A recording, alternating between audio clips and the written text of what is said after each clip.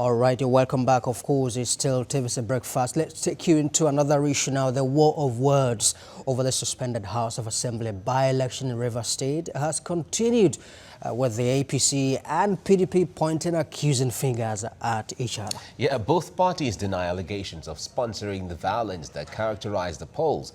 Correspondent Ucho Kuro tells us more on the story.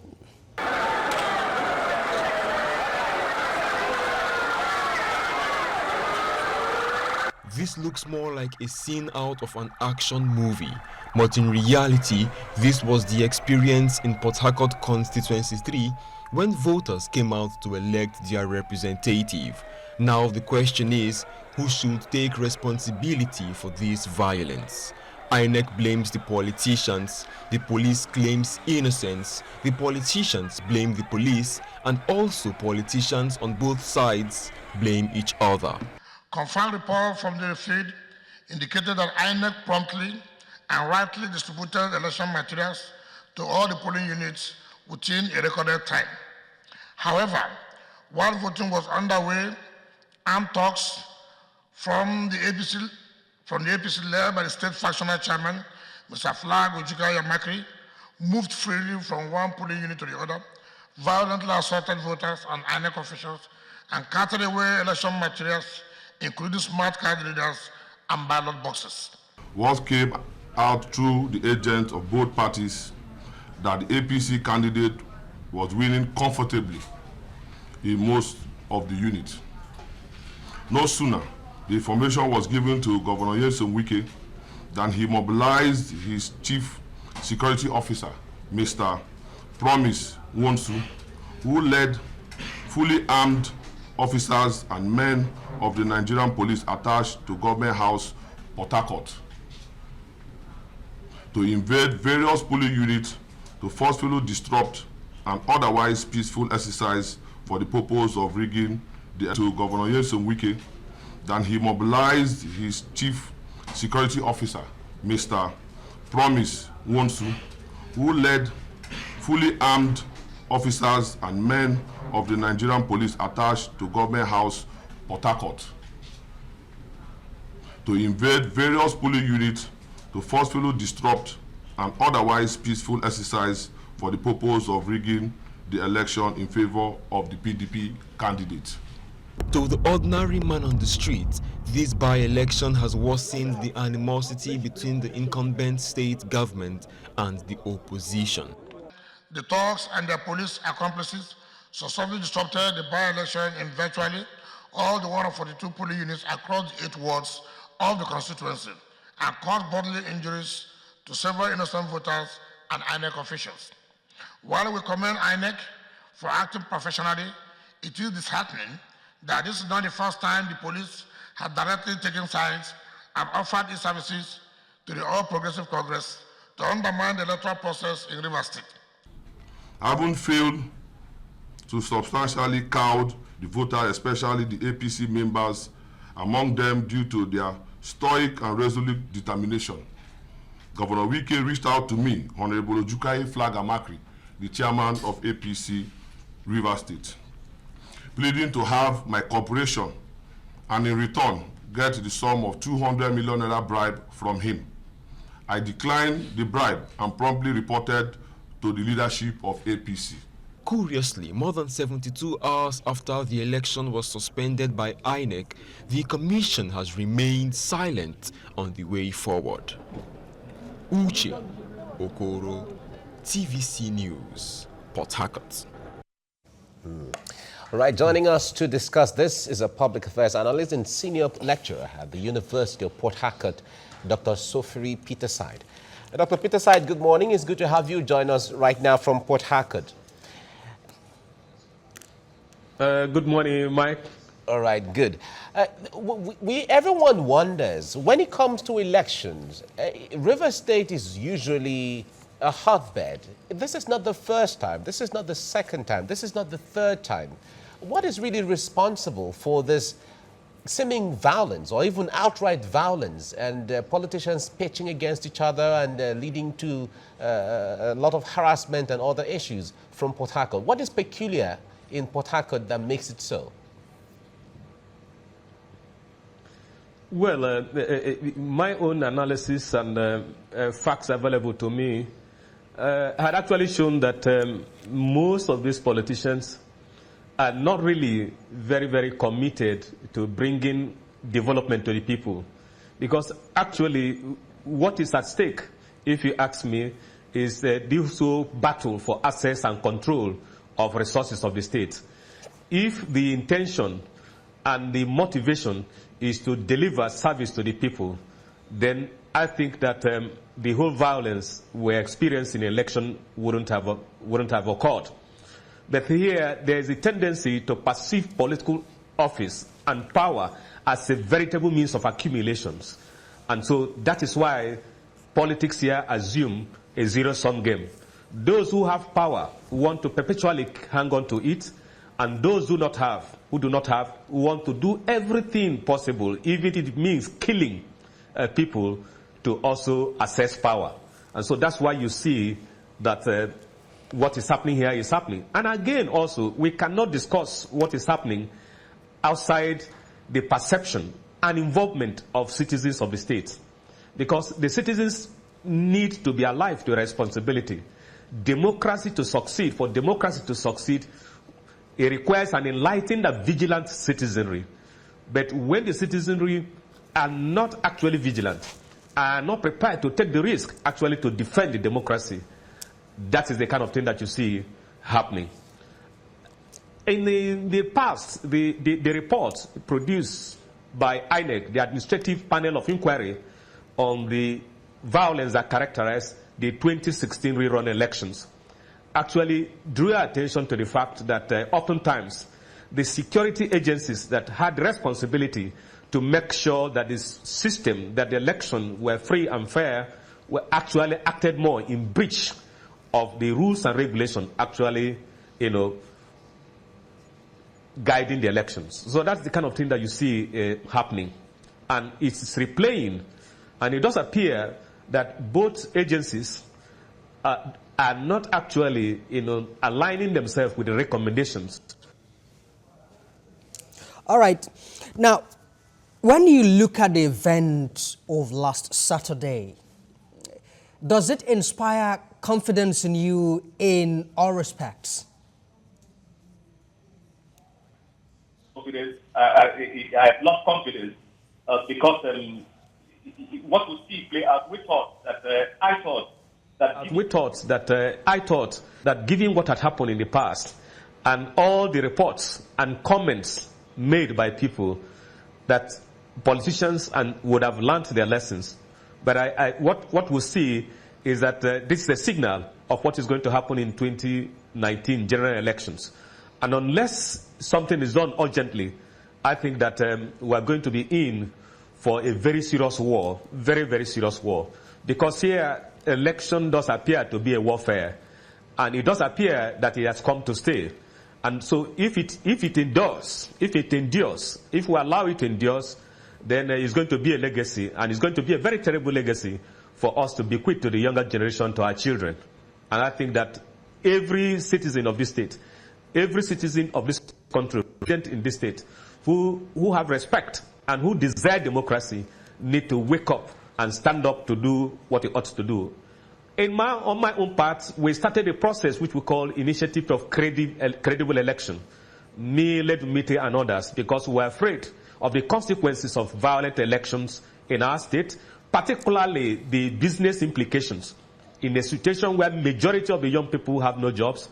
And when you continue with this kind of election, violence, very violent elections, the economy will be affected. Whatever effort made by government actually to create an enabling environment for business to thrive will actually not succeed. So I think that it's a matter that requires urgent attention. For me, unless we curtail this violence, I don't have confidence, in the democratization process. All right, but some analysts would say this is in building a political culture or a lasting political culture. these are things we have to pass through to learn the process of owning our own political culture one way or the other. Others will see it as the beauty of democracy, while others might see it as embarrassing. But if we have to make comparison with other parts of the country, River State has a peculiarity we know, but this is still Nigeria. Like you said earlier when you were starting and saying that the quest for the struggle for material resources, by all means, those who have it want to maintain it, and those who don't have want to have access to it by all means. It's the same situation in any other part of this country. But why River State is different, or why it always degenerates into violence in River State, is what still awaits really understanding. But how will this impact on 2019 election? Because right now, all parties, all the agencies, the individuals, the voters, and even the INEC, everyone is working towards the next year's election. How will this impact generally on the election for 2019? Honestly, this is a warning signal of what we are likely to expect in the 2019 general election. Now, the question to ask is, why River State? Why River State? No, River State occupies a very prominent position in the economy of this country. And of course, if you follow our history, political history, a time there was when the government in the state is always aligned with the dominant party at the center.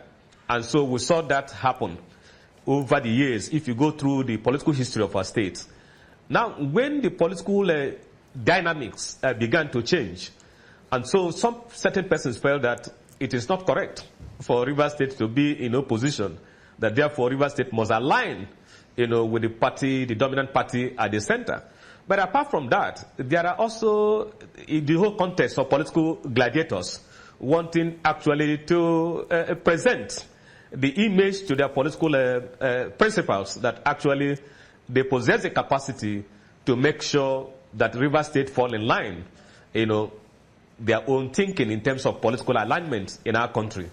And so there are those who expect and who still act, that River State must align, with the federal government, the government at the center, that it has never been the political culture and history of the state to be in the opposition.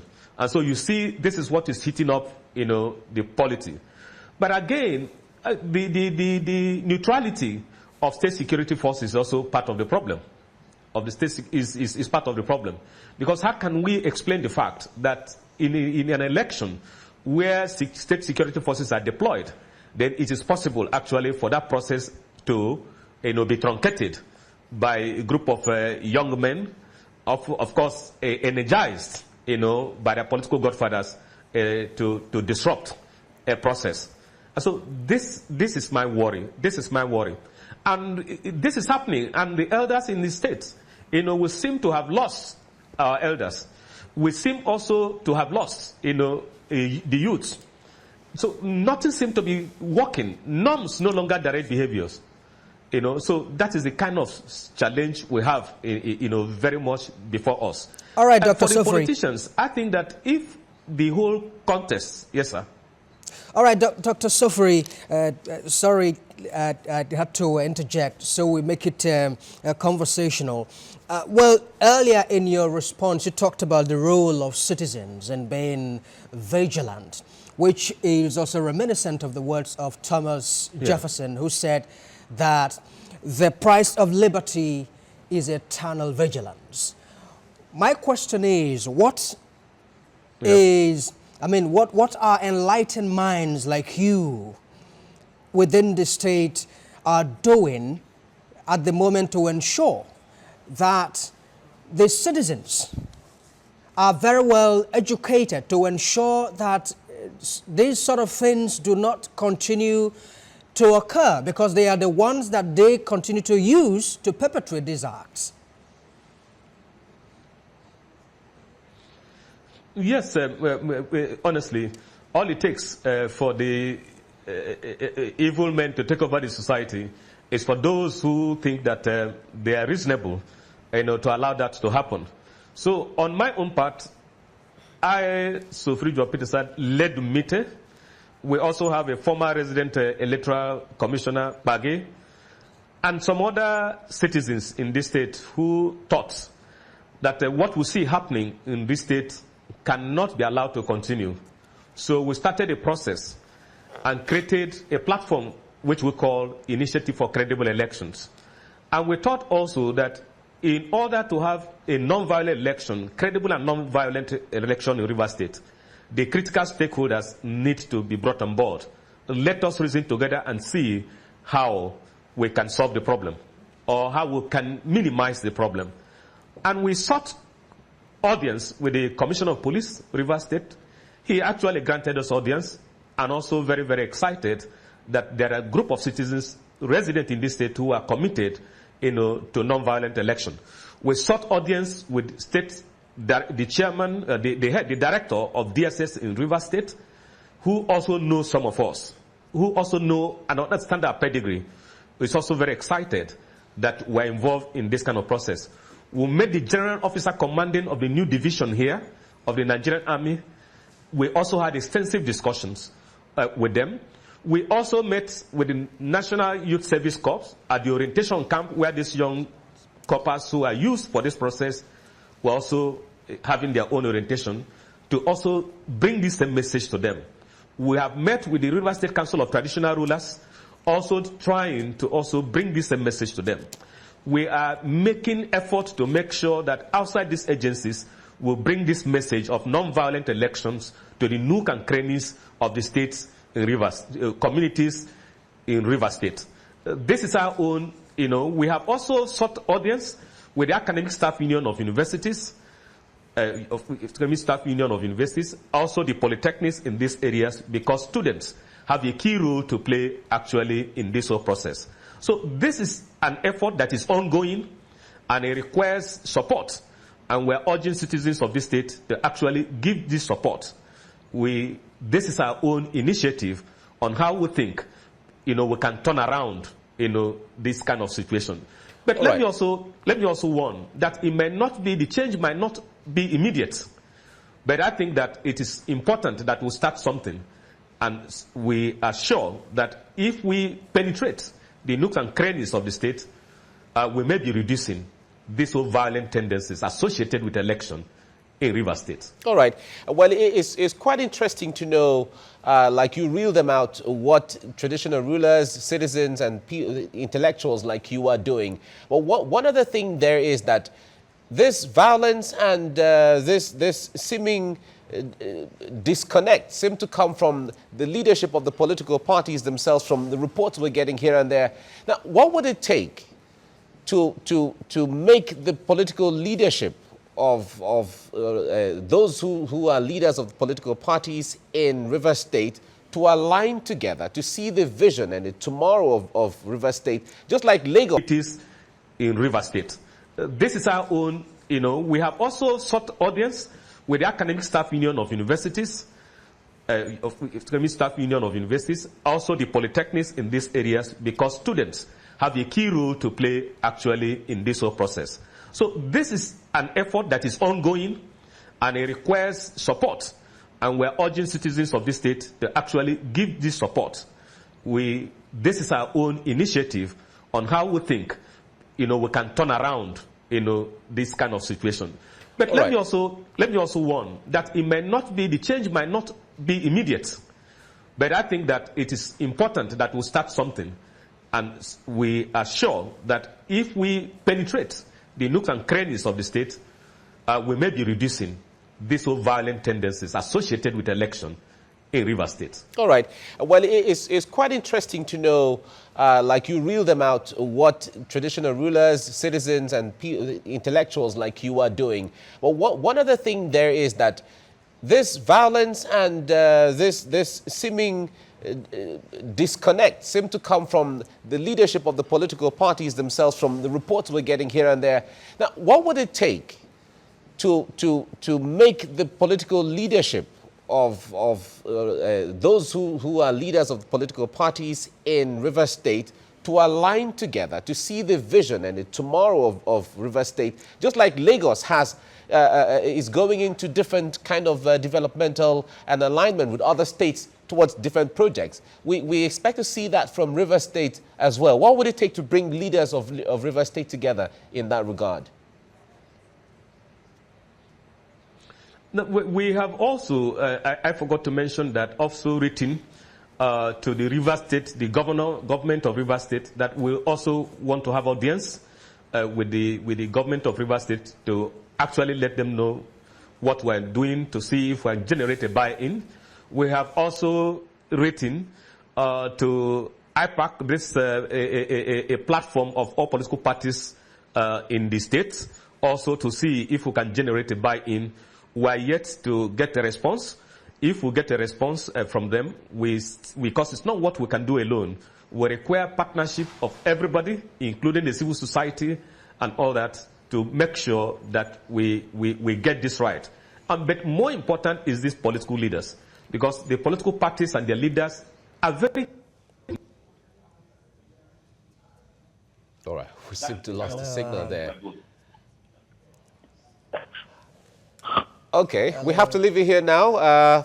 Well, what a way to end the discussion there. But we thank Dr.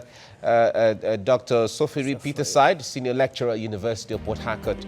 We thank you so much for talking to us on TVC Breakfast.